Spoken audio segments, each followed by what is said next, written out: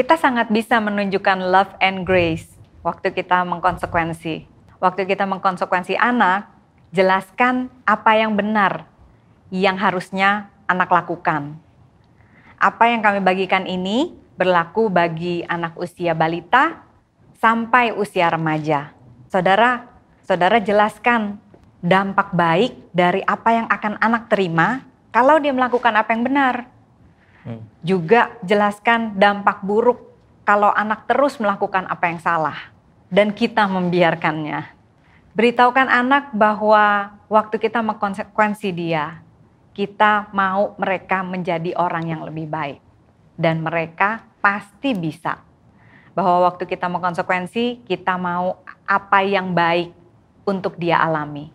Tentunya semua ini disesuaikan dengan usia musim anak-anak saudara yang dapat anak-anak saudara mengerti. Dari usia balita sampai usia remaja.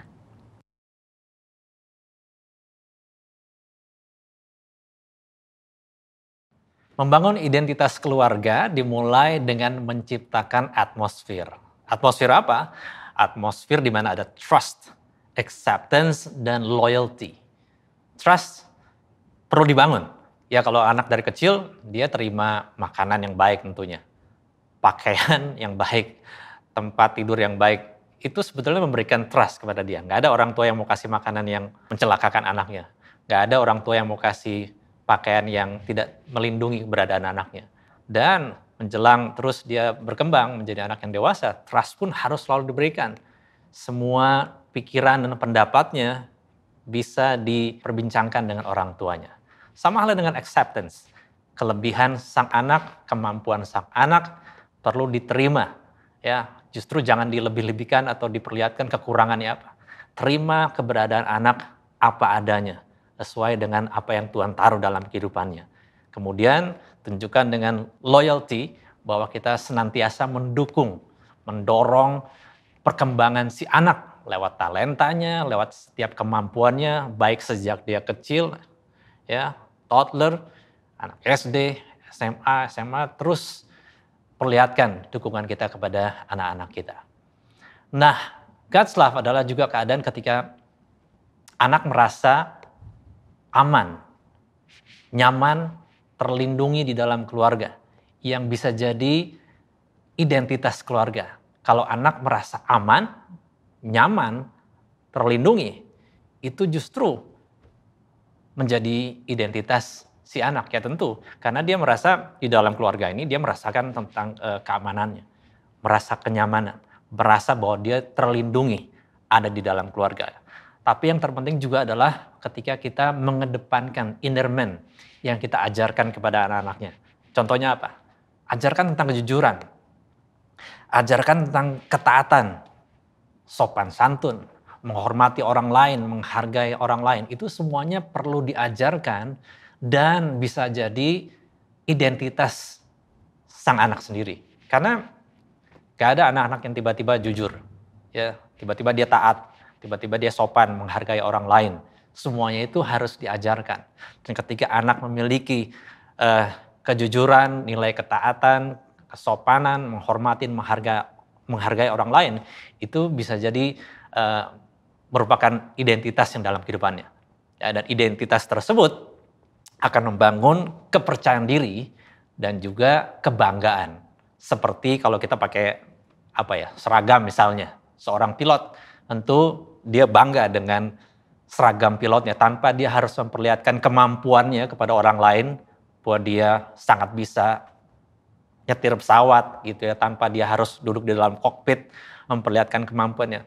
Simply hanya dengan memakai seragam pilot, dia akan merasa percaya diri bahwa saya seorang pilot dan saya bangga menjadi seorang pilot. Ya.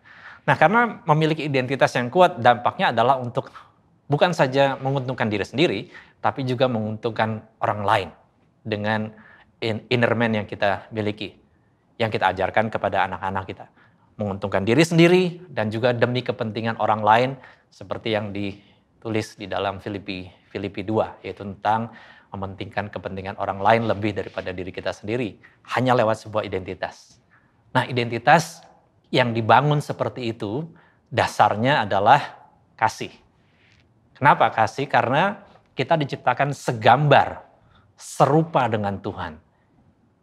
Yang Tuhan sendiri adalah kasih. Makanya kita taruh identitas itu di dalam kehidupan anak-anak kita.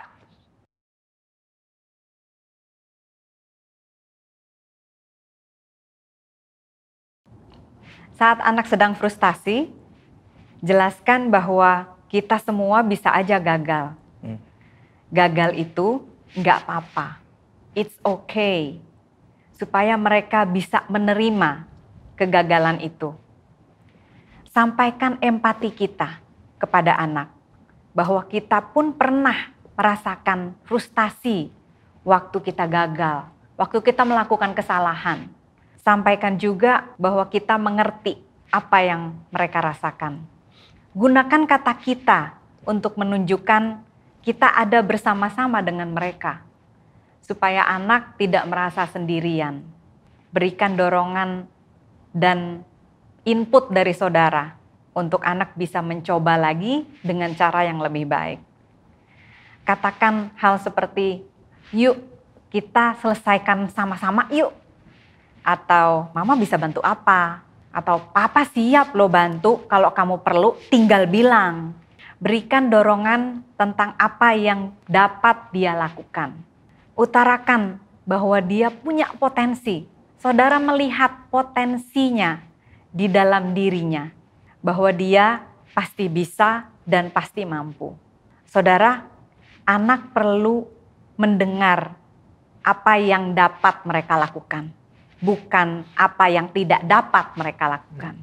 Karena sebelum seorang anak memiliki kepercayaan diri, anak perlu mendengar ada orang tua yang percaya akan kemampuan mereka. Karena dari situlah bahan dasar terbangunnya kepercayaan diri.